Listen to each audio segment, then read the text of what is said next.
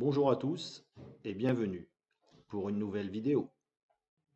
Aujourd'hui, on va parler d'un document essentiel dans un dossier de consultation des entreprises, la DPGF, ou décomposition du prix global et forfaitaire. Ce document permet d'avoir une vision claire et détaillée du coût d'un projet de construction.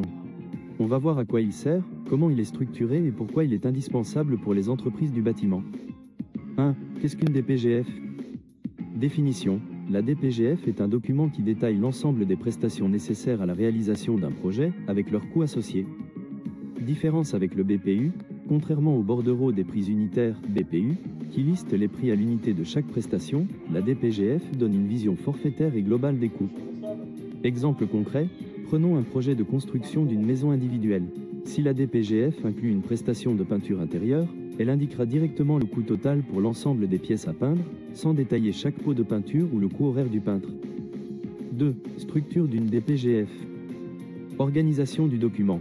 Une DPGF est souvent présentée sous forme de tableau avec plusieurs colonnes. Désignation des travaux, description détaillée des prestations. Quantité prévue, volume de travaux à réaliser. Unité de mesure, M puissance 2, ml, mètre linéaire, M puissance 3, unité, etc. Prix unitaire, coût d'unité de prestation. Montant total, calculé en multipliant la quantité par le prix unitaire. Exemple de ligne DPGF. Maçonnerie, fondation en béton armé, quantité 50 m3, prix unitaire 150 €, M puissance 3, total 7500 €. Revêtement de sol, fourniture et pose de carrelage 45 par 45 cm, quantité 100 m², prix unitaire 30 €, M puissance 2, total 3000 €.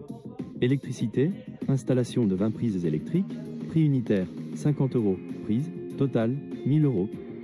3. Comment utiliser la DPGF efficacement? Pour l'entreprise soumissionnaire, une entreprise soumissionnaire est une entreprise qui participe à un appel d'offres en proposant une offre pour réaliser un projet de construction.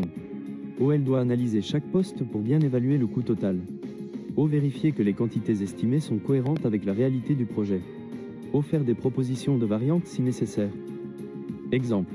Si une entreprise estime que 100 m² de carrelage ne sont pas suffisants pour couvrir toute la surface prévue, elle peut proposer une révision de la quantité et du prix.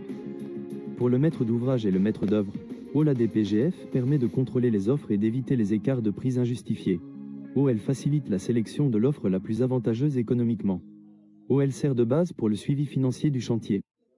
Exemple. Si une entreprise propose un prix total pour la peinture intérieure largement supérieur à la moyenne des autres soumissionnaires, le maître d'ouvrage pourra demander des justifications ou négocier. En conclusion, la DPGF est un document essentiel pour maîtriser le budget d'un projet de construction. Elle permet aux entreprises de structurer leur offre et aux maîtres d'ouvrage de comparer les propositions en toute transparence. J'espère que cette vidéo vous aura aidé à comprendre son importance. N'hésitez pas à liker et à vous abonner pour plus de contenu sur le bâtiment.